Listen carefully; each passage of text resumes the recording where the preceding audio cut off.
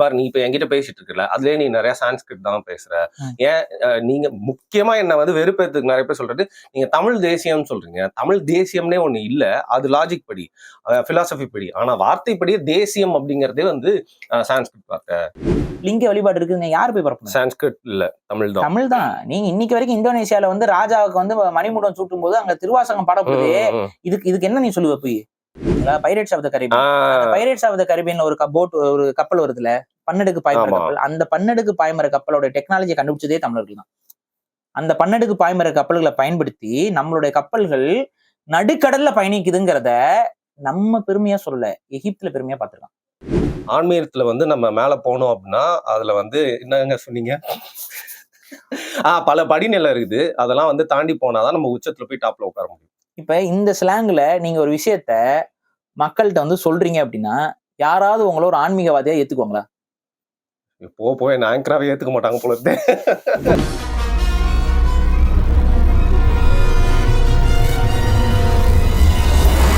வருண் டாக்ஸ்ல ரொம்ப ரொம்ப முக்கியமான டாபிக், டிபேட்டபிள் டாபிக். நிறைய பேர் வந்து பாத்தீங்கன்னா தினம் என் கடல வந்து ஏதோ ஒரு போஸ்ட் கீழே வந்து பட்டுட்டே இருக்கிற வந்து ஒரு டிபேட் தான் இது. ஒரு டாபிக் பண்றோம்னா உண்மையை மட்டும் வெளில கொண்டு வரணும், அதுல வந்து அவேர்னஸ் வரணும் மட்டும் தான் நம்ம பண்றோம். ஆனா யாரையுமே ஹேட் ரெஸ்பெக்ட் பண்ணணும்னு இல்லை. எல்லா மொழியுமே வந்து பாத்தீங்கன்னா வே ஆஃப் கம்யூனிகேஷன் தான். பட் மொழி அப்படிங்கிறது வெறும் மொழியாலுமே பெருமைக்குரிய விஷயமா மாறுதுன்னா அது கலாச்சாரத்தை உருவாக்கியிருக்கு. அதை சுத்தி வந்து பாத்தீங்கன்னா அந்த இனத்தோட ஒரு ஐடென்டிட்டியா இன்னைக்கு இருக்கு. அப்படி இருக்கிறப்போ இந்தியால ரொம்ப ஒரு பழமையான மொழி அப்படின்னா வந்து எனக்கு தெரிஞ்சு நான் நம்புறது தமிழ் தான். உலகத்திலே பழமையான மொழினா வந்து தமிழ் தான். ஆனா கூகுளையே இன்னைக்கு வந்து குழப்பி வச்சிருக்கிற ஒரு விஷயமா என்னன்னு பாத்தீங்கன்னா, கொஞ்ச நாள் முன்னாடி வரைக்கும் நான் தேடி பார்த்தா தமிழ் தான் இருந்துச்சு.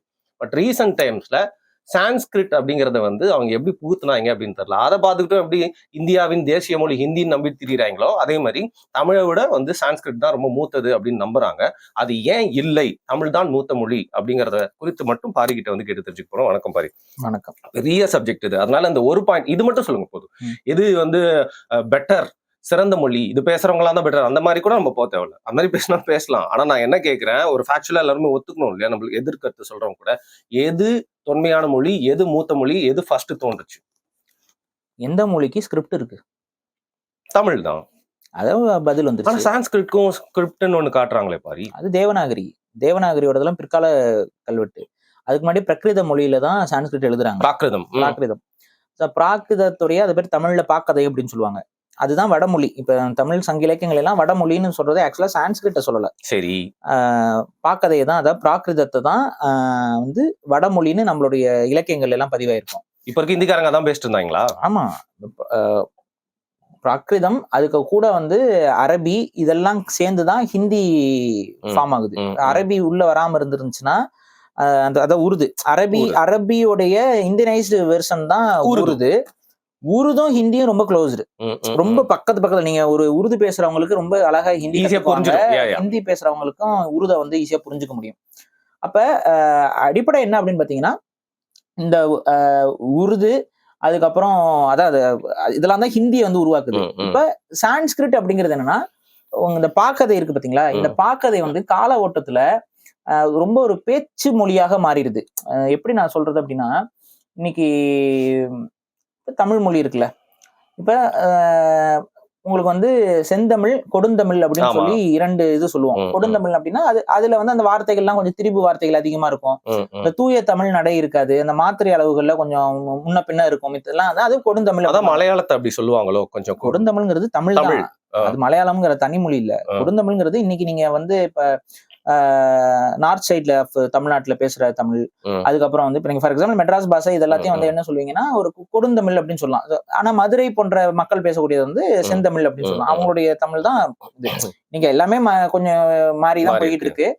அப்ப இன்னைக்கு நிறைய நம்ம ஆங்கில கலப்பு இல்லாம அதிகமா பேச முடியறது இல்ல. அந்த இதெல்லாம் நம்ம மொழியில நம்ம குறைபாடுகளை உருவாக்கிக்கிட்டு இருக்கோம். அதான் அது மாறும். அது ஒரு கால ஓட்டத்துல ஒரு தமிழருக்குன்னு ஒரு அரசு வரும் பொழுது அந்த மொழி நடையெல்லாம் வந்து இது பழக்கத்துல வர்றதானே. செந்தமிழும் நாப்பழக்கம்னு சொல்லி ஔவையார் சொல்றாங்கல்ல, அது போல நம்ம பேச பேச நம்ம கேட்க கேட்க அது நமக்கு வந்துரும். நானே தூத்துக்குடியில 10 நாள் தான் தூத்துக்குடி தமிழ் ஒட்டிக்குது. அப்படி அதனால என்னன்னா, இப்ப நம்மளோட ஊடகங்கள், நம்மளுடைய செய்தி இதுல எல்லாம் வந்துட்டு தொடர்ச்சியா தூய தமிழ்ல தான் விஷயங்களை கேட்டுக்கிட்டே இருக்கோம்னு வைங்களேன், அது கண்டிப்பா நமக்கே பழக்கத்துல வந்துரும். இன்னைக்கே தமிழ் தேசியத்துல பேசக்கூடிய பலருக்கும் அந்த ஒரு அரசியல் ரீதியான சில முக்கியமான சில பொருட்கள், இந்த வார்த்தைகள்லாம் வந்து நம்ம வந்து பேசுறோம். அது வெளியில இருக்க மக்கள் பேச மாட்டாங்க. ஆனா அரசியல் தளத்துக்குள்ள இருக்கிறவங்க வந்து பேசுவாங்க. அப்ப அந்த மாதிரியான அந்த நடை எங்கிருந்து வருதுன்னா, நம்ம கேட்கறது, நம்ம பார்க்கறது, நம்ம பேசுறது, உள்வாங்கறதுல இருந்து தான் வருது. சரி. அப்ப அது மாத்திக்க முடியும். இப்ப நீங்க அந்த மொழியில வந்து இன்னைக்கு ஒரு நிறைய கலப்பு இருக்கு. ஒரு எடுத்துக்காட்டுக்கு மணிப்பிரவாள நடை அப்படிங்கிறது தான் நீங்க வந்து இப்ப இருந்து ஒரு 50, 60 வருஷத்துக்கு முன்னாடி போனீங்க அப்படின்னா, தமிழ் மொழியில முழுக்க முழுக்க சான்ஸ்கிரிட் வார்த்தைகளையும் பாதிக்கு பாதி போட்டு அது ஒரு நமக்கு நிறைய புரியாது. அந்த மாதிரி இருக்கும். அப்ப தனித்தமிழ் இயக்கம், மறைமலை அடிகள் இவங்கெல்லாம் வந்து இந்த தனித்தமிழ் இயக்கம்ங்கிறத உருவாக்கி அதன் மூலமாக தூய தமிழ் நடை, தூய தமிழ் வார்த்தைகள் எல்லாத்தையும் கொண்டு வந்து அதை பயன்படுத்த வச்சு, அது பத்திரிகைகள் எழுதி, அதை பேசி, மேடைகள்ல பேசி, அதை மக்கள் கேட்டு கேட்டு அண்ணாதுரையெல்லாம் வந்து பெரிய அளவுல பேசப்பட்ட ஒரு தலைவராக மாறுகிறாருன்னா அது அவருடைய பேச்சுக்காக தான். ஒரு நல்ல ஒரு இலக்கிய நடையில பேசக்கூடிய தன்மையும், அந்த ஒரு தொன்மையான கருத்துக்களை எடுத்து பேசுற ஒரு நபர் மேல ஒரு ஈர்ப்பு தமிழர்களுக்கு இயற்பு. அவர் நம்ம கிராஸ் பண்ணிடுவார்ல பேச்சுக்களை. நீங்க இப்ப கலைஞர் கருணாநிதி அவர்களுக்கு என்ன தகுதி இருந்தது? தமிழ் மொழியை பயன்படுத்த தெரிந்தது தானே ஒரே தகுதியாக நம்ம பேசப்பட்டாரு. நல்லா பேசுவாரு, நல்லா எழுதுவாரு. இந்த ஒரு காரணத்தை பயன்படுத்தியே தானே அவர் வந்து இன்னைக்கு வராரு. இது என்னன்னா, அந்த தமிழ் மொழியுடைய அந்த ஆளுமையை வந்து இருக்கக்கூடிய நபர்கள் பேசும்பொழுது, செயல்படுத்தும் பொழுது மக்களுக்கு ஏற்றுக்கொள்வார்கள், அவங்கள தலைவராக ஏற்பாங்க. இப்ப அந்த அடிப்படையில் சீமான் அவர்களுடைய தமிழ் பேச்சுக்கு தான் அவர் ஒரு தூய தமிழ் நடையில பேசக்கூடியவர்.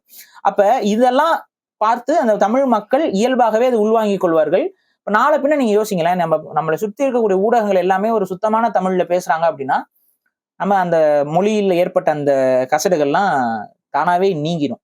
இப்ப இது என்னன்னா, இந்த மாதிரியான ஒரு முயற்சி தான் சமஸ்கிருதம்ங்கிற மொழி உருவாகுறதுக்கு காரணம். சரி. பிரகிருதத்தை பொறுத்த வரைக்கும் அது வந்து இன்னைக்கு ஃபார் எக்ஸாம்பிள், இப்ப நம்ம வட சென்னை லாங்குவேஜ் இருக்கு. வட சென்னை உங்களுக்கு பேச தெரியுமா? அது மொழி பேசுவீங்கல்ல. இப்ப நீங்க அதுலதான் பேச போறீங்க. நான் அப்பதான் புரியும் நான் எதுக்கு நான் சொல்ல வரேன்ட்டு. இப்ப வந்துட்டு காலையில எந்திரிச்சேன், நான் போயிட்டு சாப்பிட்டுட்டு காலை கடன் எல்லாம் முடிச்சுட்டு நான் அப்படியே வந்து வீட்டுக்கு வந்தேன். வீட்டுக்கு வந்தோடனே பிரியாணி சமைச்சு வச்சிருந்தாங்க. அதை சாப்பிட்டேன். இது அப்படியே சென்னை ஸ்லாங்ல சொல்லுங்க. சென்னை ஸ்லாங்னா நாங்க எப்படி பேசணும் அப்படின்னா, காலைல ஏந்து போயிட்டு ஃபுல்லா டிஃபன்லாம் சாப்பிட்டு முடிச்சுட்டு, அப்புறம் போய் குளிச்சுட்டு வந்து என்னோட வேலையெல்லாம் முடிச்சுட்டு, இப்போ வந்து பசங்களாண்ட அட்டி போட்டுன்னு இருக்கிறேன். இதுதான் வருதா? இப்ப இது வந்து இயல்பா புரியுது. இப்ப இதுலயே வந்து இது வந்து பேச்சுவழக்குல ஒன்றும் பெருசா உங்களுக்கு ஹார்ஷா தெரியாது. ஆனா இதையே வந்து இப்ப நான் சொல்றதுக்கு திரும்ப சொல்லுங்க. இப்போ ஆன்மீகத்தில் உச்சம் தொட வேண்டும் என்றால் ஒருவன் தன்னைத்தானே உணர வேண்டும். தன்னைத்தானே உணர்ந்தால் மட்டுமே அவன் ஆன்மீகத்துடைய படிநிலைகள் எல்லாம் கடந்து அவன் மோட்சம் அடைய முடியும். இதை நீங்க அப்படியே சென்னை ஸ்லாங்ல சொல்லுங்க. ஆன்மீகத்துல வந்து நம்ம மேல போனோம் அப்படின்னா அதுல வந்து என்னங்க சொன்னீங்க? பல படிநிலை இருக்குது. அதெல்லாம் வந்து தாண்டி போனாதான் நம்ம உச்சத்துல போய் டாப்ல உட்கார முடியும். இப்ப இந்த ஸ்லாங்ல நீங்க ஒரு விஷயத்த மக்கள்கிட்ட வந்து சொல்றீங்க அப்படின்னா யாராவது உங்களை ஒரு ஆன்மீகவாதியா ஏத்துக்குவாங்களா?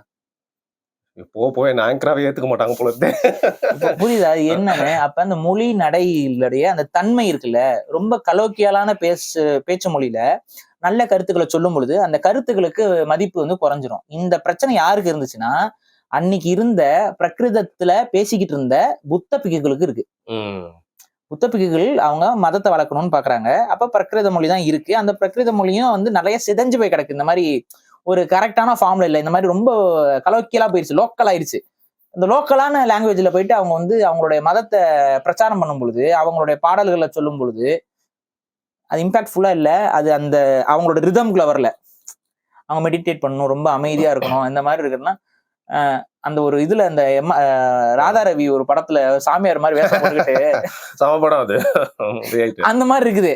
இது இப்படி பேசணும்னா இந்த லாங்குவேஜ் இப்படி ஆகி போச்சே, இதுல எப்படி நம்ம வந்து நம்ம மதத்தை வளர்க்கறது அப்படிங்கறனால அந்த புத்த பிக்குகளுக்கு ஒரு நெருக்கடி ஏற்படுது. அந்த நெருக்கடியின் காரணமாக பிரகிருத மொழியை செம்மைப்படுத்த வேண்டும் என்று சிந்திக்கிறாங்க.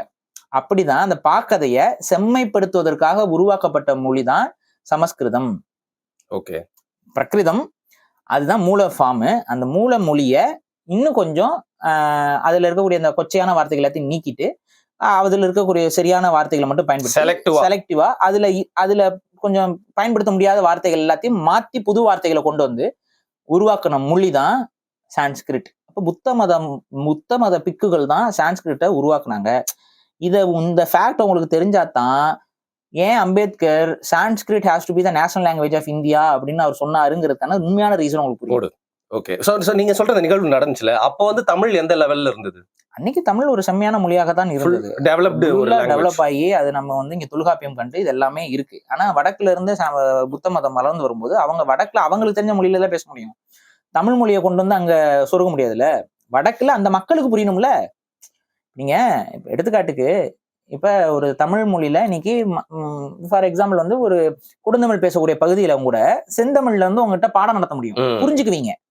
ஆசிரியர் ஐயாலாம் அப்படிதான் நடத்துறாங்க. அப்ப வந்து இப்போ புரிஞ்சுக்குவீங்க, உங்களுக்கு புரியாமலாம் இருக்காது, புரிஞ்சுக்குவீங்க. அதை நீங்க பேசுறதுக்கு வேணா உங்களுக்கு சிரமம் இருக்கலாமே ஒழிய நீங்க அதை கேட்கும்போது உங்களுக்கு புரிஞ்சுக்க முடியும். இதைதான் அவங்க இனிஷியேட் பண்றாங்க. பிரகிருதம் தான் அங்க மக்கள் தாய்மொழியா பேசிட்டு இருக்காங்க. அங்க அதை இன்னும் கொஞ்சம் நல்ல ஃபார்ம்ல உருவாக்கி அதற்கு வந்து ஒரு புது மொழியாக மாத்தி அந்த மொழியில அவங்க வந்து அங்க உபதேசங்களை சொல்றாங்க. அது அவங்களுக்கும் புரியும். அப்ப இன்னும் கொஞ்சம் ஒரு சில வார்த்தைகள் மட்டும் மாத்திருக்கும். அப்ப இப்படிதான் இந்த சான்ஸ்கிரிட்ங்கிறது பிறக்குது. புத்த பிக்குகளால் உருவாக்கப்பட்ட ஒரு மொழி தான் சான்ஸ்கிரிட். அது ரொம்ப லேட்டர்னு சொல்ல முடியாது. ஆனா 2000 ஆண்டுகளை தாண்டி சான்ஸ்கிரிட்டுக்கு வரலாறு இல்ல. எங்க இந்த கான்டெஸ்ட் தமிழ் கூட அதை கம்பேர் பண்ண ஆரம்பிக்கிறாங்க தொன்மை அப்படிங்கிற விஷயத்துல? அதெல்லாம் இப்பங்க. அன்னைக்கு வந்து சான்ஸ்கிரிட்டும் தமிழும் வந்து மோதிக்கிற போக்கோ இல்ல வந்து இது பண்றதோ இல்ல. இந்த புத்த பிக்குகள் கொண்டு வந்த இந்த சான்ஸ்கிரிட் ஆரம்ப காலகட்டத்துல இந்து மத புராணத்துக்குள்ளேயோ இதுக்குள்ளேயோ எல்லாம் வரல. புத்த பிக்குகள் கிட்ட தான் இருந்தது. வேதாஸ் எல்லாமே சான்ஸ்கிரிட்ல. வேதாஸ் வந்து நெவர் பீன் ரிட்டன். புரியுதுங்களா? அது நீங்க தேவைன்னா இன்னைக்கு தமிழ் எழுதி வச்சீங்கன்னா தமிழ் எழுதி வச்சதுதான். வாய் வழியா கடத்தினது தானே, எங்கேயுமே எழுதப்படலையே. அதால்தான் மந்திரம் மாதிரி வந்துருச்சு. அது எல்லாமே மேபி வந்து அது நீங்க ஆக்சுவலா சான்ஸ்கிரிட் ஸ்லோகன்ஸ் தான் வந்து வேதாஸா இருந்துச்சுன்னு சொல்ல வர்றீங்க அப்படின்னா 2000 வருஷத்துக்கு முன்னாடி உங்களால கொண்டு போக முடியாது உங்க வேதத்தை. இல்ல அதுக்கு முன்னாடி நீங்க கொண்டு போனீங்கன்னா அதுக்கு முன்னாடி சான்ஸ்கிரிட் கிடையாது. அப்படி ஒரு மொழியே இல்லையே. அதை உருவாக்குனதே புத்த பிக்குகள் தானே. புத்த பிக்குகளே எப்போ உருவாக்குறாங்க? புத்தர் வந்ததுக்கு அப்புறம் தானே. சோ புத்தரோட காலமே 2000 வருஷத்துக்கு முன்னாடி தானே. சோ கிளியர் கட்டா 2000 வருஷத்துக்கு முன்னாடி சான்ஸ்கிரிட் இல்ல. புத்த பிக்குகள் தங்களுடைய மதத்தை பரப்புவதற்காக பிரகிருத மொழியை செம்மைப்படுத்தி கொண்டதுதான் சான்ஸ்கிரிட். இதுதான் வந்து ரியல் ஹிஸ்டரி ஆஃப் சான்ஸ்கிரிட். இதுதான் நம்ம ஸ்டாண்டும் கூட. இதுக்கு மேல நீங்க வந்து இல்ல சான்ஸ்கிரிட் முன்னாடியே இருந்துச்சுன்னா அப்புறம் மூலச்சான்றுகள் கேட்போம். காட்டினா கல்வெட்டு கிடையாது. புரியுதுங்களா? பிரகிருத கல்வெட்டு தான் உங்களுக்கு பழசு. சான்ஸ்கிரிட் கல்வெட்டுகள் வந்து அந்த பிரகிருதத்தை ஓவர் சைட் பண்ணி 2000 வருஷத்துக்கு முன்னாடியே சான்ஸ்கிரிட் கல்வெட்டே கிடைக்கல. எங்கேயுமே கிடைக்கல. All over India. Outside இந்தியாவும் கிடைக்கல. சான்ஸ்கிரிட் வந்து இந்தோ யூரோப்பியன் லாங்குவேஜ் சொல்றீங்களா, அங்கேயும் கிடைக்கல. எங்கேயுமே இல்ல. இப்ப இது என்னன்னா இவங்க என்ன சொல்ல வராங்கன்னா, இந்த ஸ்டெப்பி புல்வெளி மக்கள் வந்து பேசிக்கிட்டு வந்த மொழி தான் இங்க வடமொழி அப்படிங்கிறது தான் இன்னைக்கு சொல்றது. அது சான்ஸ்கிரிட்டே கிடையாது. அது வடமொழி. அது மேபி பிரகிருதத்துக்கும் அதுக்கும் ஒரு பெரிய அளவுக்கு ஒரு கனெக்ஷன் இருந்திருக்கலாம், ஒரு கனெக்டிவிட்டி இருந்திருக்கலாம். அதை வந்து பட் சான்ஸ்கிரிட்டோட கம்பேர் பண்ணக்கூடாதுல்ல. நிச்சயமா. புரியுதுங்களா? அது அந்த மொழி என்னவோ அதுதானே சொன்னீங்க. அப்ப பிரகிருதம் தான் சான்ஸ்கிரிட்டாக மாறுகிறது. சான்ஸ்கிரிட் பிரகிருதம் தான் சான்ஸ்கிரிட்டோடைய தாய். புரியுதுங்களா? அதுல அந்த பிரகிருத மொழியை இன்னும் கொஞ்சம் செம்மைப்படுத்தி உருவாக்கப்பட்டது. சரி, இந்த பிரகிருத மொழிக்கு எது தாய் அப்படின்னு பாத்தீங்கன்னா தமிழ் தான் நிற்கும். அதுதான் நான் நெக்ஸ்ட் கேட்கலாம்னு இருந்தேன். தமிழ் தான் பிரகிருத மொழியோட தாய். சரி, தமிழ் ஏன் பிரகிருதமாக மாறுச்சு அப்படின்னா தமிழ் மொழியுடைய உச்சரிப்பும் தமிழ் மொழியுடைய அந்த வார்த்தைகளையும் தடித்த நாக்கு படைத்தவர்களால பேச முடியாமல் போகிறது. அப்ப அவங்க தடித்த நாக்கு கொண்டவர்கள் அவர்கள் வந்து இந்த தமிழ் மொழியை பேச முடியாமல் சிரமப்பட்டு பேசிய அந்த வார்த்தைகள் தான் பிரகிருதமாக புதுமொழியாக வடமொழியாக உருவாகுது. சரி. அப்ப ஆனா இது எத்தனை ஆண்டுகளுக்கு முன்னாடி அப்படிங்கிறத வந்து நம்ம ஒரு டிபேட் ஒரு 3000 to 4000 இயர்ஸ் பிஃபோர் அது வந்து இண்டஸ் சிவிலைசேஷன் இடத்துக்குள்ள போயிடும். ஏன்னா இண்டஸ் சிவிலைசேஷன்ல பேசப்பட்ட மொழி இன்னைக்கு நீங்க ஏத்துக்கல, அது தமிழ் மொழியா தான் இருக்கணும். ஏன்னா இன்னைக்கு நிறைய வார்த்தைகள் வந்து தமிழ் மொழியோட தான் இருமின் ஒரு மீன் இந்த மாதிரிலாம் நிறைய வார்த்தைகள் எழுமின் இதெல்லாமே கண்டுபிடிக்கப்பட்ட ஒரு சில வார்த்தைகள் அது எல்லாமே தமிழ் மொழியோட தான் தொடர்புடையதாக இருக்குது. தமிழ் மொழியில தான் பொருள் கொடுக்கக்கூடியதாகவும் இருக்கு. ஸோ தமிழ் தான் அங்க இண்டஸ் வேலி சிவிலைசேஷன்ல பேசப்பட்ட மொழி அப்படிங்கிறதை தமிழர்கள் ஏற்றுக்கொண்டோம். ஆனா இந்தியா ஏத்துக்க மாட்டேங்குது. இந்தியா ஏத்துக்கல. இந்தியா வந்து அதுக்கு ஒரு அரசியல் பண்ணிட்டே வந்து அது சார்ந்த ஆய்வுகள் வரும்பொழுதுலாம் அதை வந்து இருட்டடிப்பு பண்ற வேலையை தான் தொடர்ச்சியா பண்ணிட்டு இல்ல அதை ஸ்லோவா பண்றது. அப்படி அது வந்து அது ஒரு லெவலுக்கு மேல அது டிபேட்டா கொண்டு போறது இல்ல. டிபேட்டா கொண்டு போகும்போது தானே அது ரெண்டு பக்கமோட எவிடன்ஸும் வச்சு எந்த பக்கம் எவிடன்ஸ் ஸ்ட்ராங்கா இருக்குன்னு சொல்லி அந்த லிங்குவிஸ்டிக் அப்ரோச் எல்லாம் எதையுமே செய்யறதுக்கு அவங்க தயாரா இல்ல. அது படிக்காம விட்டுறதே நல்லது அப்படிங்கிற மாதிரி அவங்க போறாங்க. அது எதுக்கு படிச்சு அதான் நான் சொல்றேன். தமிழ் ஆய்வாளர்கள் நிறைய பேர் வந்து சிந்து சமவெளி எழுத்தூர்களை படிச்சு அவங்க எழுத ஆரம்பிச்சிட்டாங்க. இதுதான் அந்த கல்வெட்டு சொல்லுது, இதுதான் அந்த கல்வெட்டு சொல்லுதுன்னு எழுத ஆரம்பிச்சிட்டாங்க. ஆனா அதை வந்து இந்தியா அக்செப்ட் பண்ணிக்க மாட்டேங்குது, ரெகக்னைஸ் பண்ண மாட்டேங்குது. அதை வந்து ஒரு பொருட்டாவே கன்சிடர் பண்ணாத மாதிரி அவங்க அது பேர் தான் இருட்டடிப்பு. நீங்க ஒரு ஃபேக்ட் நீங்க வைக்கிறீங்க, அதை நான் பார்க்காம கடந்து போறேன்னா அதுக்கப்புறம் கூப்பிட்டு பாக்குறோம், நீங்க கண்டுக்கவே இல்லைன்னா அதுதான் இருட்டடிப்பு. அந்த இருட்டடிப்பு இன்னைக்கு தமிழ் மொழிக்கு நடந்து கொண்டு இருக்கிறது இண்டஸ் சிவிலைசேஷனை வச்சு. ஏன்னா இண்டஸ் சிவிலைசேஷன்ல பேசப்பட்ட மொழி தமிழ் மொழி அப்படிங்கிறது உறுதி ஆயிடுச்சு அப்படின்னா பிரகிருதமும் அவுட் ஆஃப் த கேம், சான்ஸ்கிரிட்டும் அவுட் ஆஃப் த கேம். ரெண்டுமே எல்லாமே வெளியில இருந்து வந்ததுன்னு ஆயிரும், இல்லைன்னா கலப்பு மொழிகள்னு ஆயிரும். எனக்கு தெரிஞ்சு என்னுடைய அனுமானம் பிரகிருதம் என்பது தமிழ் மொழி ஒரு கொச்சை வடிவமாக மாறி திரிவடைஞ்சு அது அன்ரெகனைசபிள் ஸ்டேட்டுக்கு போறதுக்கு ஒரு மொழியாக நம்ம கன்சிடர் பண்ணிக்கலாம். அப்படிதான் நான் பாக்குறேன் அதை. சரி. ஏன்னா நிறைய வார்த்தைகள் வந்து பிரகிருதம் வந்து தமிழ் மொழியிலிருந்து கடன் வாங்கியிருக்கு, பிரகிருதகிட்ட வந்து சான்ஸ்கிரிட் கடன் வாங்கியிருக்கு. ஆனா அதை வந்து இன்னைக்கு நம்மளே வந்து நிறைய பேர் சான்ஸ்கிரிட் வார்த்தை தான் இது, சான்ஸ்கிரிட் வார்த்தை தான் இதுன்னு சொல்லி அப்படியே. அதான் என்னோட அடுத்த கேள்வியா இருந்தது. எனக்கு என்ன, அப்பப்போ நிறைய பேர் வந்து இன்ஃபீரியாரிட்டி காம்ப்ளெக்ஸ்குள்ள கொண்டு பாக்குறாங்கன்னா, இந்த டிபேட்ல பாரு நீ இப்ப என்கிட்ட பேசிட்டு இருக்கல, அதுலயே நீ நிறைய சான்ஸ்கிரிட் தான் பேசுற, ஏன் நீங்க முக்கியமா என்ன வந்து வெறுப்பேத்துக்கு நிறைய பேர் சொல்றது, நீங்க தமிழ் தேசியம் சொல்றீங்க. தமிழ் தேசியம்னே ஒண்ணு இல்ல, அது லாஜிக் படி, பிலாசபி படி. ஆனா வார்த்தைப்படி தேசியம் அப்படிங்கறதே வந்து சான்ஸ்கிரிட் வார்த்தை அப்படின்னு சொல்லி ரொம்ப திரிபு வார்த்தைக்கும் சமஸ்கிருத வார்த்தைக்கும் இவங்க வந்து தொடர்பு ஏற்படுத்த இது பண்றாங்க. நான் என்ன சொல்றேன்னா, தமிழ் மொழியுடைய திரிபு வார்த்தைகள் தான் உங்க மொழி உருவாவதற்கே காரணம். ஏன்னா அந்த வேர் வந்து தமிழ் கிட்ட தான் இருக்கு. இப்ப நம்ம அந்த தேசியம்ங்கிறதுக்குமே நீங்க வந்து எடுத்துக்கிட்டீங்கன்னா, தேயம்ங்கிறது தூய தமிழ். தேயம் என்பது உடம்பை குறிக்கும். தேயம் அப்படின்னு சொல்றோம். தேகம், தேயம் இதெல்லாமே வந்து உடம்பை குறிக்கக்கூடிய சொற்கள். ஒரு உடம்பு, ஒரு நாடையும் அது மாதிரிதான் ஒரு இட்ஸ் எ பிளேஸ், ஒரு இடம் அப்படிங்கிற அந்த இடவாகு பெயராக அந்த தேயம்ங்கிறது வார்த்தை. தேயம்ங்கிற அந்த தூய தமிழ் வார்த்தையில இந்த யகரம் வந்து திரிபுல நம்ம பேச்சு வழக்குல பேசும் பொழுது அது வந்து யா வந்து சாவாக திரியும். இது வந்து திரிவிலக்கணம் தான். அப்ப அந்த அடிப்படையில வந்து பாத்தீங்கன்னா இப்ப ஆகாயம் அப்படிங்கிறோம். இப்ப அதை வந்து ஆகாயம்ங்கிறதா சரியான வார்த்தை. ஆனா வந்து அது திரிபுல ஆகாசம் அப்படிங்கிறோம். மயிர் அப்படிங்கிறோம், அது யா மயிர். மசிறு அப்படிங்கிறோம் நம்ம பேச்சு வழக்குல. அதே போல உயிர், உசுறு அப்படின்னும். அப்ப யா வந்து சாவாக மாறுவது தமிழ் இலக்கண மரபுப்படியே அது திரிபு அப்படிதான் தெரியும். அந்த வார்த்தைகளை தொடர்ச்சியா நம்ம பேசும்பொழுது திரிகிறது அப்படின்னு வருது. இந்த மாதிரி நிறைய வார்த்தைகள் இருக்கு. உங்களுக்கு என்னென்ன வார்த்தைகள் தெரியுமோ அதையும் நீங்க எழுதுங்க. ஏன்னா யகரம் சகரமாக திரியும். அந்த அடிப்படையில தேயம் என்பது சகரத்தோட இது திரிந்து தேசம் என்று ஆகுறது. இந்த தேசம்ங்கிற இந்த தமிழ் திரிபு வார்த்தைய அப்படியே தூக்கிட்டு போயிட்டு தூக்கி எடுத்துப்புட்டு தேஷ் அப்படின்ட்டு அமாரா தேஷே. இது எப்படி நீ வந்து உனக்கு சான்ஸ்கிரிட் வார்த்தையா இருக்கும்? அப்ப உன்னோட தெரிஞ்சுதாங்க, எங்க மொழி தெரிஞ்சிருக்கு அந்த வார்த்தை வருதுங்கிறதுக்கு எங்களுக்கு திரிபிலக்கணத்தோடய நான் உனக்கு விளக்கம் கொடுத்தேன். உன்னால விளக்கம் கொடுக்க முடியுமா? சரி, தேசங்கிறதுக்கு என்ன பொருள் இதுல? என்னோட இதுல தேயம் அப்படிங்கிறதுக்கு உடம்புங்கிற பொருள் இருந்தா அது எல்லாமே வருது. புரியுதுங்களா? எப்படி ஒரு உடம்பு ஃபங்க்ஷன் ஆகுது, ரூட் வராது, வேர் வராது உனக்கு. அதனாலதான் சொல்றேன், நீங்க தமிழ் மொழி இல்லாம உங்களுடைய மொழி ஆய்வுகள்லாம் ஒண்ணுமே பயன்படாது. தமிழ் மொழிக்கு தான் வேர்ச்சொல் அப்படிங்கிற ஒரு விஷயமே இங்க இருக்கு. இந்த வேர்ச்சொல்ங்கிற அடிப்படையில தமிழ் மொழி வந்து நிலைச்சு நிற்கும். அதுதான் விஷயம். இது அப்ப வந்து என்னன்னா, முழுக்க முழுக்க அந்த வார்த்தைகள் நம்ம பயன்படுத்துறது எய்தர் ஒரு திரிபு வார்த்தையாக இருக்கலாம், இல்ல வந்து அது அந்த வடக்குல இருந்து இங்க உள்ள பயன்பாட்டுக்கு வந்ததுங்கிறதே வந்து ரொம்ப கம்மி தான். ரொம்ப பயன்படுத்துறதுல நிறைய வார்த்தைகள் வந்து தமிழ் மொழியோடைய திரிபு வார்த்தைகளே வந்து இவங்க வந்து வடமொழி அப்படின்னு சொல்லி நிறைய பேர், நம்ம ஆட்களே நிறைய பேர் வடமொழி இல்ல திரிபுல பேசுறதுமே அது சரி கிடையாது. அது திரிபாரத பேசுறது சரி கிடையாது. ஆனா அது வந்து இயற்கையா நடக்கிறது. ஒரு மொழியோடைய அந்த எழுத படிக்க நமக்கு அந்த உச்சரிப்பு எல்லாம் கொஞ்சம் அதிகமா தெரியல அப்படின்னா, அப்ப நான் அடைவுல அது கொஞ்சம் அப்படியே நாளடைவுல அப்படியே கொஞ்சம் கொஞ்சமா திரிபடைய தானே செய்யும். ஓகே, ஆப்பிரிக்கன் அமெரிக்கன்ஸ் போயிட்டு அமெரிக்கால தங்கி அந்த இங்கிலீஷ் வேற மாதிரி அவங்களுக்கு ஸ்லாங்ல மாத்திட்டாங்கல்ல, பாட்டெல்லாம் எழுதுறாங்க. நமக்கு அது இங்கிலீஷ்ல தான் பாடுறாங்களாங்கிறதே தெரியாது. பாத்துருக்கீங்களா? ரேப் கூட விட்டுருங்க, அவங்க இங்கிலீஷே பாடுறது, அது இங்கிலீஷ் வார்த்தையே நமக்கு தெரியாது, ரொம்ப என்னமோ மாதிரி பாடுவாங்க வித்தியாசமா. அதுதான் அந்த மாத்திரை அளவு எல்லாம் மாறிதானே அவன் பயன்படுத்துறான். அதே போல இங்க சில திரிபு வார்த்தைகள் நம்ம பயன்படுத்திக்கிட்டு இருக்கோம். அந்த திரிபு வார்த்தைகள் வந்து சான்ஸ்கிரிட் வார்த்தைகள் கிடையாது. இதை நீங்க புரியுங்க. அப்ப இந்த தேசம்ங்கிற அந்த வார்த்தை என்பது தமிழ் மொழியுடைய திரிபு வார்த்தை தேயம்ங்கிறது தான் வந்தது ஒழிய சான்ஸ்கிரிட்ல இருந்து வரல. அதான் நம்ம ஓகே. சோ நீங்க ஸ்டார்டிங்ல ஸ்கிரிப்ட பத்தி சொன்னீங்க. சோ ஸ்கிரிப்ட வந்து நம்மளோட ஸ்கிரிப்டுக்கும் அவங்களுக்கு எந்த அளவுக்கு அந்த வடிவத்திலயும் எல்லாத்துலயுமே வந்து வித்தியாசம் இருக்கு, டோட்டலி வந்து எந்த அளவுக்கு வேறுபட்டு நிக்குது? நீங்க ஆரம்ப காலகட்ட ஸ்கிரிப்ட்ஸ் நீங்க எடுத்துக்கிட்டீங்க அப்படின்னா, அந்த நெட்டெழுத்து வட்டெழுத்து எல்லாம் சொல்றோம்ல, இதுல வந்து உங்களால பெரிய அளவுக்கு டிஃபரன்சியேஷனே உங்களால பார்க்க முடியாது. இன்ஃபேக்ட் ஒரே எழுத்து மாதிரியே தான் உங்களுக்கு ஃபீல் ஆகும். அதுதான் சொல்றேன், அது தமிழ் எழுத்தூர்களையும் அந்த சிந்து சமவெளி எழுத்தூர்களையுமே தான் அங்க பயன்படுத்தாங்க. இப்ப அசோகர் காலகட்டத்தை கல்வெட்டு எல்லாம் நீங்க எடுத்தீங்க அப்படின்னா, அந்த காலகட்ட எழுத்தூர்கள் எல்லாமே நம்ம பார்வைக்கு அதுல சின்ன சின்ன டிஃபரன்சஸ் இருக்கும் எப்பவுமே. பட் ஆனா நம்ம பார்வைக்கு பாத்தீங்கன்னா ஒரே கல்வெட்டு மாதிரி ஒரு தோற்றம் வரும். அந்த தோற்றத்தின் அடிப்படையில தான் ஆரம்பத்துல என்ன சொல்லிட்டாங்கன்னா, ரெண்டும் ஒரே லாங்குவேஜ்ட்டாங்க. ஆரம்பத்துல படிக்கிறதுக்கு முன்னாடி ஒரே லாங்குவேஜா இருக்கும். ஆனா அந்த லாங்குவேஜோடைய செட் ஆஃப் சவுண்ட்ஸை வச்சு கொண்டு வந்து இங்க இருந்து படிச்சு பார்த்தா அது பொருந்தல. அப்பதான் இவங்க என்ன பண்றாங்க, எங்க ஊனிங்க தமிழ்நாடு, தமிழர்கள் வாழ்றாங்க, அவங்க பேசிட்டு இருக்க மொழி தமிழ் மொழி, தமிழ்நாட்டுல கல்வெட்டு கிடைக்குது. அப்ப அது தமிழ் மொழி கல்வெட்டுன்னு சொல்லி தானே படிக்கணும். ஆனா அப்படி படிக்கல. என்ன சொல்றாங்க? அப்படி படிக்கவே இல்லை, எவனுமே ட்ரை பண்ணல. அங்க கிடைச்சது இல்ல மொழி, சான்ஸ்கிரிட் இந்த இது பிரகிருதம், இதை தூக்கிட்டு வந்துட்டு பிரகிருதமான்னு செக் பண்ணி பார்த்திருக்காங்க, ரெஃபரன்ஸ். ஆனா வரல, மீனிங் வரல. அங்கேயும் பிரகிருதத்திலயும் வரல, வேற எந்த மொழியிலயும் சவுண்ட்ஸ் வந்து ஒத்து வரல. அப்புறம் ஒருவேளை தமிழா இருக்குமோ, சரி பார்ப்போம் எப்படி ட்ரை பண்ணி பார்ப்போம்னு சொல்லிட்டு அப்புறம் தமிழ் மொழியாக இருக்குமோ என்று ஆய்வு செஞ்சதுக்கு அப்புறம் அது தமிழ் கல்வெட்டு மீனிங்ஸ் வருது.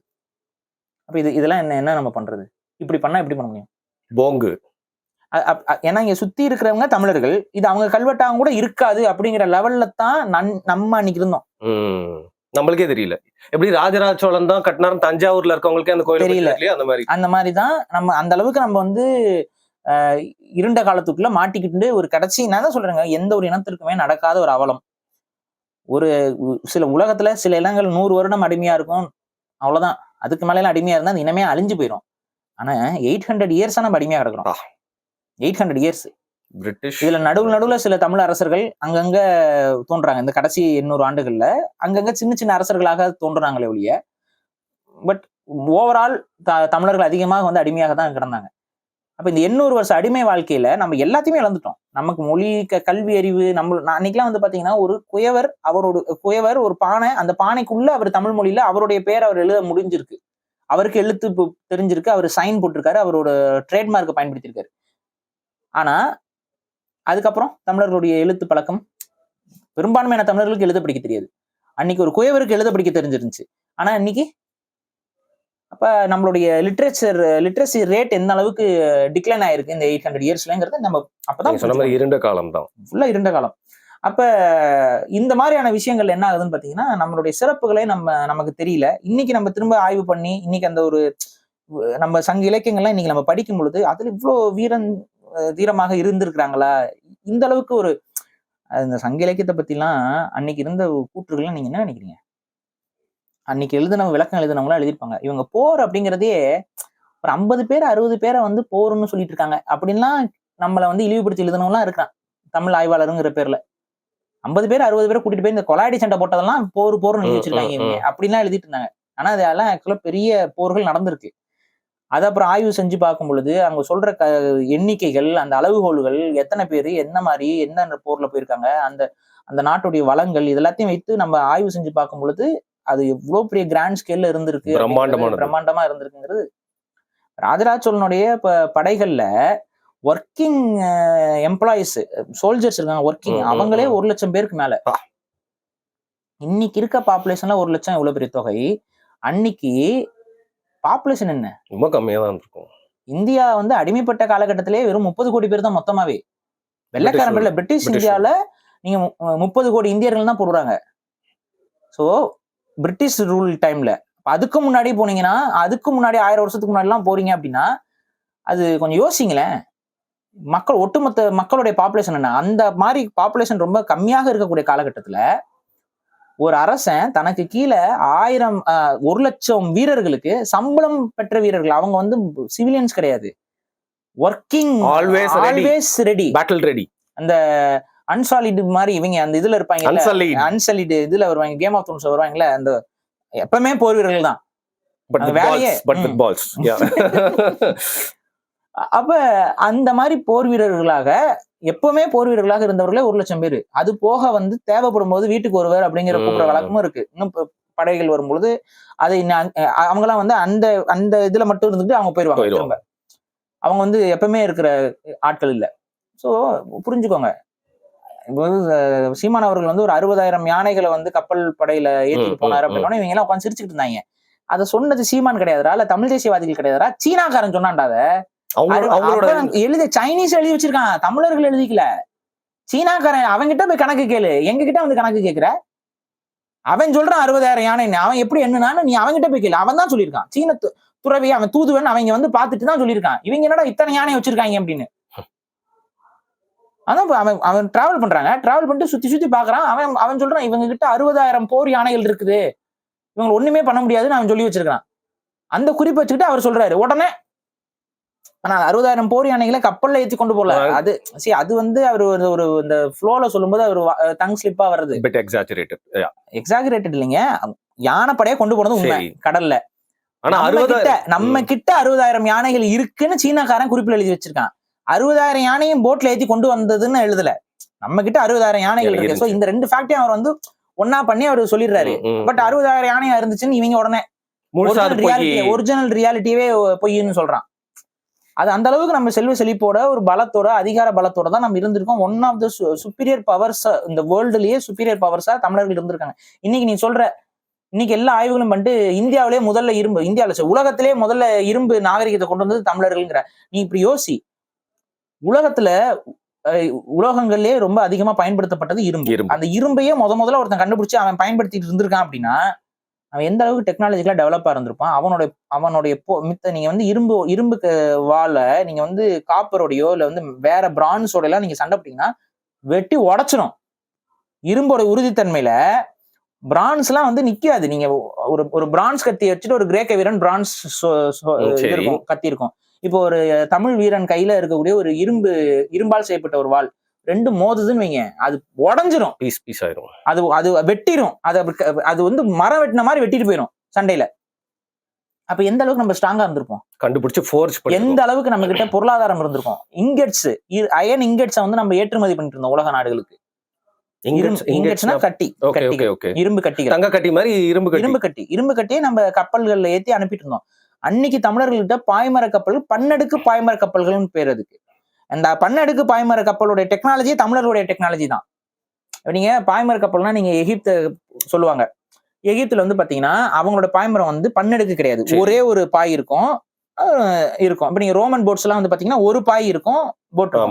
இந்த போட்டோடைய பெரிய மைனஸ் என்ன அப்படின்னு பாத்தீங்கன்னா மல்டிபிள் டைரக்ஷன்ல இருந்து வர காத்துக்களை அதனால பயன்படுத்த முடியாது. சிங்கிள் சைடு இருந்து வர ஒரு டைரக்ஷன்ல தான் கப்பலை பயன்படுத்த முடியும். நம்ம ஃளைட்ல கீழ ஒன்னு இருக்கும் தெரியுமா, ஃபிளாப் மாதிரி. சோ நம்ம ஃபிளாப்பே நிறைய வச்சிருக்கோம் அந்த பாய்மரம். அதாவது நீங்க வந்து இப்ப இந்த படம்லாம் பாத்தீங்களா, பைரேட்ஸ் ஆஃப் த கரீபியன்.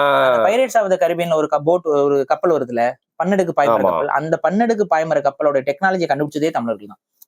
அந்த பன்னடுக்கு பாய்மர கப்பல்களை பயன்படுத்தி நம்மளுடைய கப்பல்கள் நடுக்கடல்ல பயணிக்குதுங்கிறத நம்ம பெருமையா சொல்லல, எகிப்துல பெருமையா பார்த்திருக்கான்.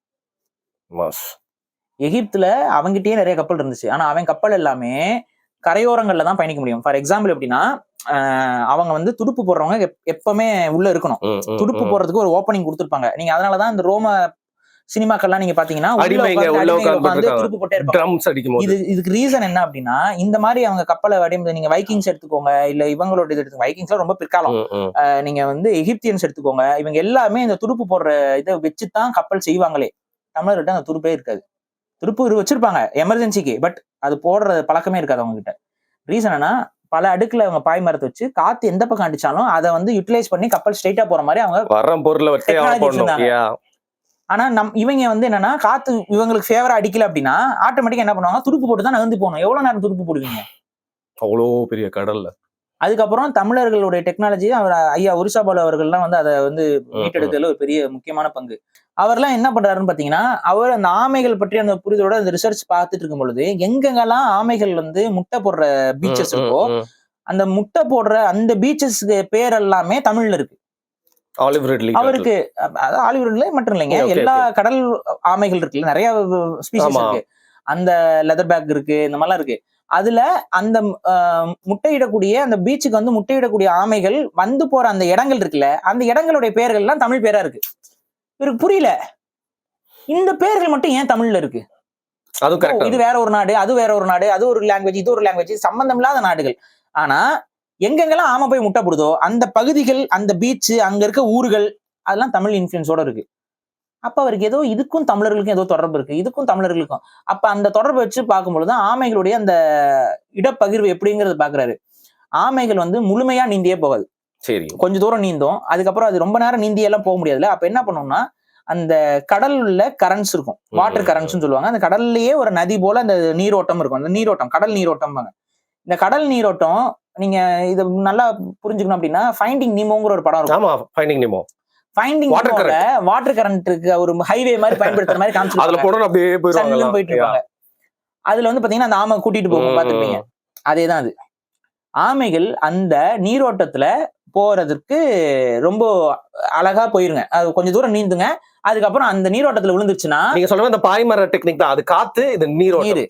அந்த நீரோட்டத்துல அது வாட்டுக்கு போய்கிட்டு இருக்கு. ஆக்சுவலா அந்த நீரே எப்படி போகுதுன்னா, மேல இருக்க வாட்டர் கரண்ட்ஸ் வந்து காத்து அந்த திசையில அடிக்கிறதுனாலதான் அந்த நீரோட்டமும் அந்த திசையில இழுத்துட்டு போகுது. இதுதான் பேசிக்கான சயின்ஸ். இது ஆமை வந்து மூவ் ஆகி போகுது.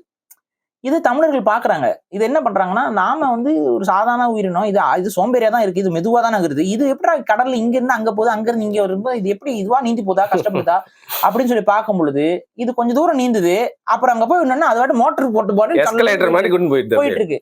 அப்ப அதை பாக்குறாங்க, அவங்க மீனவர்களா இருந்திருப்பாங்க, மீன்பிடி படகுகளை பயன்படுத்தும் போதே பார்த்திருக்காங்க. அப்ப அதை ஃபாலோ பண்ணி மீன்பிடி படகுக்கு அவங்க நகர்ந்து போறாங்க. அப்படி போகும்போதுதான் அவங்களுக்கு அந்த வாட்டர் கரண்ட்ஸ் தெரிய வருது. இந்த ஆமைகள் எங்க போகுதோ அதே இடத்துக்கு போய் அவங்க ஒரு பீச்ல ரீச் ஆவாங்களா, அந்த பீச்சுக்கு அங்க தமிழ் இந்த இடத்திற்கு இது பெயர். அதுக்கப்புறம் அந்த பக்கம் அது வேற ஒரு இடத்துக்கு போகும், அந்த இதுல ஃபாலோ பண்ணிட்டு போறாங்க. இந்த மாதிரி டிராவல் இதுல பண்ண அவங்களுக்கு வந்து கடல்ல கனெக்ட் ஆகுறது ஈஸியா வந்துருச்சு. இந்த டெக்னாலஜி, இந்த இயற்கை சார்ந்த புரிதல் இவங்ககிட்ட இருந்தனால இவங்கனால நடுக்கடல்ல அழகா வந்து கப்பல்களை செலுத்த முடிஞ்சது. 6 மாசத்துக்கு ஒரு முறை அவங்க கரெக்டா பிளான் பண்ணி அன்னைக்கு இந்த பெரிய பெரிய வணிகர்கள் அவங்களோட கப்பல்கள் ஏறிக்கிட்டு அவங்க போவாங்க வருவாங்க. தமிழருடைய வணிகம், தமிழர்கள் உலகம் முழுக்க தங்களுடைய கலாச்சாரம், பண்பாடு இன்னைக்கு வந்து இந்தோனேஷியா, தாய்லாந்து இதுல எல்லாம் வந்து இந்த நீங்க சொல்லல சனாதன தர்மம்லாம் ஊட்ட பாக்குறீங்களா, யார் பரப்புனது? அங்க லிங்க வழிபாடெல்லாம் யார் கொண்டு போய் பரப்புனது? எல்லாமே தமிழர்கள் தான். சீனால இன்னைக்கு இது வந்து இந்து கோயில் இருக்குதுன்னு சொல்ற, லிங்க வழிபாடு இருக்குதுன்னு யார் போய் பரப்புனது? சான்ஸ்கிரிட் இல்ல, தமிழ் தான். நீங்க இன்னைக்கு வரைக்கும் இந்தோனேஷியால வந்து ராஜாவுக்கு வந்து மணிமுடம் சூட்டும் போது அங்க திருவாசகம் பாடப்படுது. இதுக்கு என்ன நீ சொல்லுவ? போய் திருவாசகத்தை பாடிக்கிட்டு தான் அங்க மணிமுடம் சொல்றாங்க. அங்க பாடுறவங்க அந்த ஊருக்காரங்க, பாடுறவங்க அந்த ஊருக்காரங்க, அங்க சூட்டப்படுற மணிமுடி அவங்க ஊர் மணிமுடி, அங்க அரசர் அவங்க ஊர் அரசர். ஆனா யாருடைய பாடலை பயன்படுத்தி இப்ப முடிசூட்டுறாங்க? தமிழர்களுடைய பாடலை எடுத்து முடிசூட்டுறாங்க. இதுல இருந்து என்ன தெரியுது? தமிழர்கள் எந்த அளவுக்கு உலகம் முழுக்க பரவி போய் நாகரிகத்தை வளர்த்திருக்காங்க, பண்பாட்டை வளர்த்திருக்காங்க. தொன்மையான மொழி காமியர்களுடைய லாங்குவேஜ்ல என்ன கான்ட்ரிபியூஷனை தமிழர்கள் செஞ்சிருக்காங்கிறது நம்ம சொல்ல, அவங்க சொல்றாங்க. அவங்கதான் இந்த அங்கோர் வாட் இதெல்லாம் சொல்றீல, அங்கோர் வாட் அது வந்து ஒரு பெரும் கோயில். யார் இன்ஸ்பிரேஷன்? தமிழர்கள் தான். தமிழர்கள் மூலமா தான் அது எல்லாமே பரவி இருக்கு. அதை கட்டினவங்க காமியர் அரசர்கள். அந்த காமியர் அரசர்கள் யாரு? அவங்க என்ன லாங்குவேஜ் பேசியிருக்காங்க? அவங்களோட லாங்குவேஜ் உருவாக்குறதுக்கு தமிழ் மொழி, அவங்க தமிழ் கிராமரை வச்சுதான் அவங்க லாங்குவேஜ் உருவாக்கணும்னு அவங்களே சொல்றாங்க. நம்மளோட கிராமர் வாங்கியிருக்காங்க, நம்ம கிராமர் எடுத்து அவங்க லாங்குவேஜ் பில்ட் பண்ணியிருக்காங்க. அப்ப இதுதான் தமிழ் மூலம். இது இன்னைக்கு வந்து இப்பதான் கொஞ்சம் கொஞ்சமா நீங்க ஒத்துக்க ஆரம்பிச்சிருக்கீங்க. இப்ப மோடி போன்றவர்கள்லாம் அப்ப வேற வழியில வந்த ஒரு அளவுக்கு அவரு அவர் இங்க மட்டும் சொல்றது இல்ல, அவர் வெளியில எல்லா பக்கமா அவர் சொல்றாரு. அந்த ரியலைசேஷன் வந்து இன்னைக்குதான் அவங்களுக்கு எல்லாம் வரவே தொடங்குது. ஆனா மோடி சொன்னாலுமே நீங்களே அக்செப்ட் பண்ண மாட்டேங்கிறீங்க, இல்லன்னு கதறிக்கிட்டு இருக்கீங்க. அப்ப என்ன, அதுதான் விஷயம். அவங்களுக்கு வந்து ஒரு ஃபேக்டர் மைண்ட்ல ஃபிக்ஸ் பண்ணிட்டாங்க. சான்ஸ்கிரிட் தான் மூத்ததுன்னு அவங்க ஃபிக்ஸ் பண்ணிட்டாங்க. ரீசன் என்ன, சான்ஸ்கிரிட்ல தான் ஸ்லோகம் இருக்கு, அது இருக்கு, இது இருக்குன்னு சொல்லிட்டு அது ஒரு உருவாக்கிட்டீங்க. அந்த சான்ஸ்கிரிட்டை இவங்க பிராமின்ஸோட அசோசியேட் பண்ணிக்கிறாங்க. ஆக்சுவலா பிராமின்ஸுக்கும் சான்ஸ்கிரிட்டும் சம்பந்தமே கிடையாது. அவங்க இப்போ ஹைஜாக் பண்ணாங்க. புத்த பிக்குகள் அவங்க மதத்தை வளர்க்கறதுக்கு அதை பயன்படுத்திட்டு இருந்தாங்க. அந்த புத்த மதத்தை ஹைஜாக் பண்றாங்க, மகாயான புத்த மதம்னு சொல்லி. அந்த புத்த மதத்தை ஹைஜாக் பண்ணும்போது பிராமணர்கள் சான்ஸ்கிரிட்டை கையில் எடுத்துக்கிறாங்க. அதாவது நார்த்ல இருந்து வந்த பிராமணர்கள் அவங்கள சொல்றீங்க? ஆமா, பிராமின்ஸ் அப்படிங்கறதே நான் தான் சொல்லிட்டேங்க. பார்ப்பனர் வேற பிராமின்ஸ் வேற. பிராமின்ஸ்ங்கிறவங்களுக்கும் தமிழ்நாட்டுக்கும் சம்பந்தம் கிடையாது. பார்ப்பனர்கள் தமிழர்கள். இதை எத்தனை முறை சொன்னாலும் இவங்களுக்கு புரியாது. இவங்களுக்கு என்னன்னா பிராமின்ங்கிற பெருமையே வேணும், ஆனா வந்து பார்ப்பனர்னு சொன்னோம்னாலும் ஏத்துக்கணும். அப்ப அதெல்லாம் முடியாது. பிராமின் அப்படின்னா அது வரணும், பார்ப்பனர்னா சமூகம். சோ அப்ப ஹைஜாக் பண்ணிருக்காங்க அவங்க. ஆமா, ரைட், ஓகே. கடைசியா ஒரு விஷயம், முடிக்க முடியாது, நம்ம செகண்ட் பார்ட் நிறைய பேசுறது. ஆனா இன்கம்ப்ளீட்டா விட முடியாது. ஏன் வழக்கொழிஞ்சு போச்சு, பேச்சு நடையில இல்ல. இன்னைக்கு ஏதோ சான்ஸ்கிரிட் பாட்காஸ்ட் எல்லாம் பண்றாங்க, கேட்கறதுக்கு ஆள் இல்ல. அப்புறம் அந்த ஹா ஷா எல்லாம் வந்து மொழியில இல்ல அப்படின்னு சொல்லி என்ன சொல்றாங்க. சோ இந்த ரெண்டு விஷயம் மட்டும் எனக்கு சுருக்கமா சொல்லுங்க. அது தேவையே கிடையாதுங்க. அந்த ஹா ஷா எல்லாம் நமக்கு தேவை கிடையாது. நம்ம மொழியில அது எதுக்கு நம்ம எடுத்துக்கணும்? உங்க மொழியில அது இருக்குது, உங்களுக்கு தேவைப்படுச்சுன்னா நீங்க பயன்படுத்திக்கோங்க. எங்களுக்கு அது தேவை. அப்புறம் எப்படி முழுமையான மொழின்னு சொல்றீங்கன்னு சொல்றாங்க. ஏங்க இப்ப நம்ம காகம் அப்படிங்கிறோம். அந்த காகம்னு நம்ம சொல்லும் போது அந்த க அப்படிங்கிறது அங்க வந்துருது. கரெக்டா? காக்கம் அப்படின்னு நம்ம சொல்றது இல்ல, காகம் தான். காகம். இப்ப இது நம்ம சொல்லிடுறோம். இதுக்கு ஒரு தனியா வார்த்தையை போட்டு இதுக்கு ஒரு இலக்கணத்தை எழுத வேண்டிய நம்ம அவசியம் நமக்கு என்ன இருக்கு? நம்ம தும்புறப்போ சான்ஸ்கிரிட் வந்து ஹச் ஹா. இன்னொன்னு என்னன்னா, தமிழ் மொழியை உருவாக்கியவர்கள் சித்தர்கள். அதிகமான சுவாசத்தை பயன்படுத்தி ஒரு மொழி பேசுனீங்க அப்படின்னா அது வந்து நம்ம உடம்புக்கு தீயது. அதை சித்தர்கள் உணர்ந்திருந்தாங்க. அதனால சித்தர்கள் இந்த மொழியை வடிவமைக்கும் பொழுது அந்த மாதிரியான ஹார்ஷான சத்தங்கள், ரெண்டாவது அந்த மாதிரியான அந்த காத்து அதிகமா வெளியேற்றுறது ஆயிலை வந்து குறைச்சிரும் அப்படிங்கிறதுனால அதெல்லாம் வந்து நமக்கு ஒரு சரியான மொழியாக இருக்காதுங்கிற அந்த அடிப்படையில முழுக்க ரெண்டாவது நம்ம இதுலதான் மெய் உயிர்மை இதெல்லாம் வந்து பிரிச்சு கரெக்டா அந்த இலக்கணம் வந்து பொருந்தும். உங்க இதுல அதெல்லாம் பொருந்தாது. உங்களுக்கு அந்த மாதிரி ஒரு இலக்கணமே கிடையாது. அந்த அளவுக்கு ஒரு டீப்பான இலக்கணம் உங்களுக்கு கிடையாது. சும்மா அந்த வார்த்தைகள் இது உங்களா அதுக்காக பறிஞ்சு பேசிட்டு வர மாத்திரை அளவு இதெல்லாம் நீங்க ஃபாலோ பண்றது இல்ல. சோ நீங்க தான் தமிழ் எழுத்துக்களே நீங்க எடுத்து அடாப்ட் பண்ணி தான் நீங்க உங்க மொழியை உருவாக்கிருக்கீங்க. சோ உங்களுக்கு மூல மொழியே கிடையாது. புரியுதுங்களா? அது டிரைவ்டு லாங்குவேஜ், இது மூல மொழி, கிரியேட்டட் லாங்குவேஜ். ரெண்டுக்கும் வித்தியாசம் இருக்கு. உட்காந்து யோசிச்சு உருவாக்கும் போது லாஜிக்கல் பேட்டர்ன்ஸை பயன்படுத்தி நாங்க உருவாக்குறோம். ஆனா நீங்க வந்து எக்ஸப்ஷன்ஸ் எல்லாத்துக்கும் நீங்க இலக்கணத்துல எழுதி வச்சுட்டு இருக்கீங்க. ஏங்க எக்ஸப்ஷன்ஸ் எல்லாம் நாங்க இலக்கணத்துல சேர்க்கல. அது பிழையான கூறுகளாக நம்ம சொல்லிட்டு போயிடுறோம். பட் அது பயன்பாட்டுல இருக்குது, அவ்வளவுதான். சோ நான் சொல்றேன், இந்த க இந்த மாதிரி இதெல்லாம் நம்ம இதுலயுமே சில இடங்கள்ல அதுக்கு பயன்பாட்டுக்குள்ள இருந்தாலும் அதை நம்ம வந்து இப்படிதான் எழுதணும் அப்படிங்கிறது இல்லைங்கிறனால அதை நம்ம நிராகரிச்சிட்டோம். Okay. And why it is not a spoken language? இப்போ வந்து கோர்ஸ் இருக்கு, நிறைய இடங்கள் டிகிரி தராங்க, பட் ஏன் பேச்சு மொழியில அழியல அப்படின்னு அழிஞ்சிருச்சு அப்படின்னா சான்ஸ்கிரிட். இதுக்கு அடிப்படை என்ன அப்படின்னா, அந்த மொழி அழிவதற்கு காரணம் பிராமணர்கள் தான். ஓகே. ரீசன் என்ன, அன்னைக்கு இருந்த புத்த பிக்குகள் அவங்க சான்ஸ்கிரிட்டை உருவாக்கி அந்த சான்ஸ்கிரிட்டை ஸ்கூல்ஸ்ல சொல்லி கொடுத்துட்டு இருந்தாங்க. சரி. இந்த புத்த பிக்குகள் பொறுத்த வரைக்கும் ஒரு சான்ஸ்கிரிட்டை வந்து நமக்கான லாங்குவேஜா நம்ம சுருக்கிக்கணும், அது ஒரு சீக்ரெட் லாங்குவேஜா பயன்படுத்திக்கணும்னு அவங்க என்னைக்குமே நடக்கவே கிடையாது.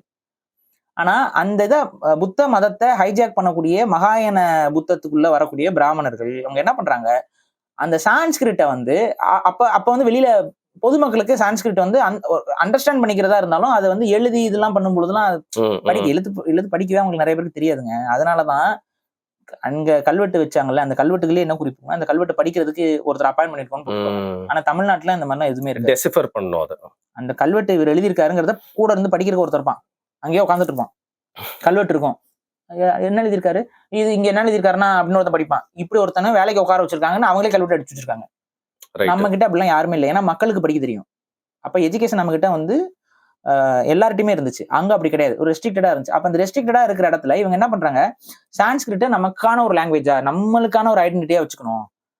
இந்த தாட் ப்ராசஸ் வந்ததுனாலதான் இதை படிச்சோம்னா காதுல வந்து ஈயத்தை காத்தி ஊற்றணும் அப்படிங்கிற மாதிரிலாம் இந்த சமூகத்துல இருக்கவங்க எல்லாம் இதை படிக்க கூடாது, இதை படிக்கணும், இந்த மாதிரியான ஒரு அன்லாஃபுல் லாஸ் எல்லாத்தையும் கொண்டு வந்து திணிச்சு அவங்க அந்த மொழியை வந்து தங்களுக்கானதாக கட்டமைக்க முயற்சி பண்ணிட்டே இருந்தாங்க.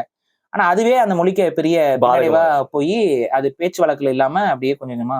இன்ஃபேக்ட் இன்னொன்னு என்னன்னா, Sanskrit has never been a spoken language any time. அதனால சொல்லி அதை வந்து எதற்காக ஒரு மத பிரச்சாரத்துக்காக அவங்க அதை உருவாக்குறாங்க, அதோட முடிஞ்சது. பிரகிருதம் தான் அங்க பேச்சு மொழியாக இருந்தது. சோ இது உங்களுக்கே புரியும். சோ அது அந்த மதங்கள், அந்த புத்த மதம் அழியும் பொழுது சான்ஸ்கிரிட்டும் கொஞ்சம் கொஞ்சமா அதோடய சேர்ந்து போயிடுச்சு. Okay okay. சோ யாரையும் புண்படுத்தணும்னு இல்ல, சில உண்மைகள் தமிழ் வந்து தொன்மை வந்து இல்லைன்னு சொல்லாம இதெல்லாம் வந்து பேசிதான் ஆகணும். ஒரு டெட் லாங்குவேஜ்னு சொல்றதுல மாற்று இல்லை. இருக்குன்னு நீங்க தான் இனிமேல் கிரியேட் பண்ணி நீங்க தான் வேணா உயிர்ப்பிக்க வைக்கலாம். ஆனா உயிர்ப்பிக்க வச்சாலும் உங்களால பேச முடியாது. அது வந்து நீங்க ரொம்ப அப்நார்மலா நீங்க பேசிட்டு நீங்களே உங்களுக்கு ஆஸ்மா வந்து நீங்க போயிருவீங்க. நடக்கும். சரி, இப்போ உங்க சாட்சிக்கேன்னு சொல்றேன், இந்த எபிசோடு வந்து இந்த பார்ட் இதோட முடிச்சுக்கலாம்.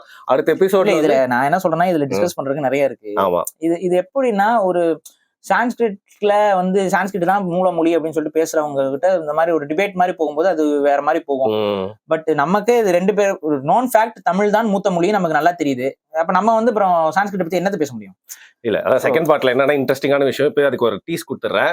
எப்படி நம்மளோட நெய்பர்ஸ்லாம் வந்து வேற மொழியில மாறி போனாங்க, அதை வந்து எப்படி இந்த சான்ஸ்கிரிட் வந்து இன்ஃப்ளூயன்ஸ் பண்ணுச்சு அப்படிங்கிற கதையை வந்து நெக்ஸ்ட் வந்து பேசலாம். மிக நன்றி பாரி, வெரி இன்ட்ரெஸ்டிங். நன்றி.